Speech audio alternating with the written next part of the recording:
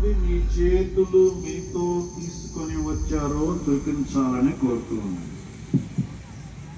మీ స్వరాలు మీతో ఉంటే కూడా మీ స్వరం ఎత్తి యేసుక్రీస్తు ప్రభు మహిమ కొరకు ఒకసారి స్తుతి చెల్లిద్దాము.